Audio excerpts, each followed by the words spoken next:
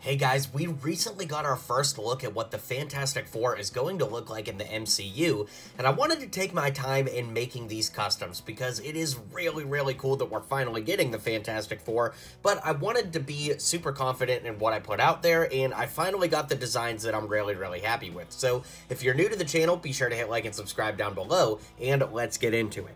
Now, on the channel, I try to do something called the purist method, where I only use 100% official LEGO parts and pieces to get the customs made.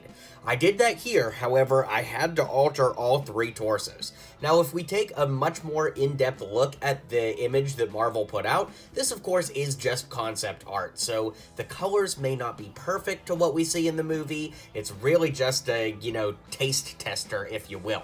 But what I'm showing you here is based off of that concept art with pieces available right now, and what I had to do is take some nail polish remover and remove the word sport from these three torsos, and if we flip them around, you can see that this is the torso from the CMF Olympian character. He's like an Olympics athlete who was in a wheelchair. So of course we flip that around and then use the nail polish remover to take the word sport off of the torso.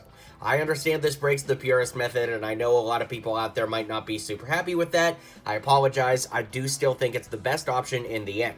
And the reason why is because the color of the torso is medium azure, and when you use that, you can then use the legs from Frozone from the LEGO Disney CMF Series 2 from The Incredibles to get the white boots on bottom and then the light blue on top that basically matches exactly what we see in this image for Marvel. So, now that we've gone over the basics, I told you about how we got the word sport off the torsos, now we can break down each figure individually. For Reed, of course, he's going to be played by Pedro Pascal, and of the four actors here, he's the only one that actually has an official LEGO minifig made of him, so I used the head from The Mandalorian from the most recent wave of sets where they've started to use the Pedro Pascal head underneath. The hands come from Dom Toretto from Fast and Furious Speed Champions, because the skin tones match there. If we turn him on his side, you can see that I gave him the hair from Doctor Strange from the most recent Marvel sets. That way you get a little gray hair on the side. Then I did give him a white belt from Luke Skywalker from Star Wars from the Death Star swing set a while back, but it also came on Easter Bunny Batman, and I believe on one more character too. The white belt is a relatively rare piece. I mean, you can find them out there, don't get me wrong, but if you wanted to skip the white belt, you could see what it looks like without the white belt on Sue, so it honestly does kind of work either way. Speaking of Sue, I used this pretty common blonde hair. It did come in Black Widow from Infinity War. If you have a big superhero collection, you probably have it from there. The head comes from Captain Carter from the LEGO Marvel CMF Series 1. I already explained the torso and legs, and I did give her the translucent arms from Electro from a number of years back from Spider-Man.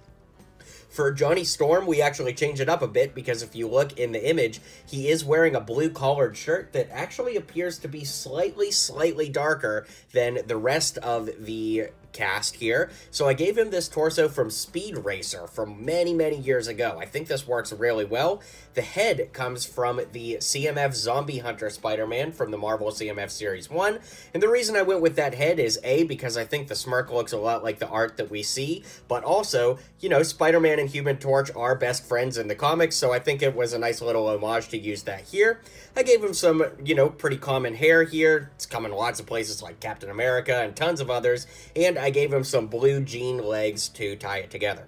Finally, for the Thing, he has always been difficult to make in LEGO form, but this head comes from Energy Ninjago. I think it's from Kai, but I'm sure someone will let me know in the comments if that's wrong. I already explained the torso. He's got orange hands there, and these legs have come in a couple different places, namely on Hobgoblin as well as Deathstroke from DC, and I put 1x1 studs on his feet to make him slightly taller than everybody else. Now, with that being said, I'd love to hear what you guys think of these customs in the comments down below.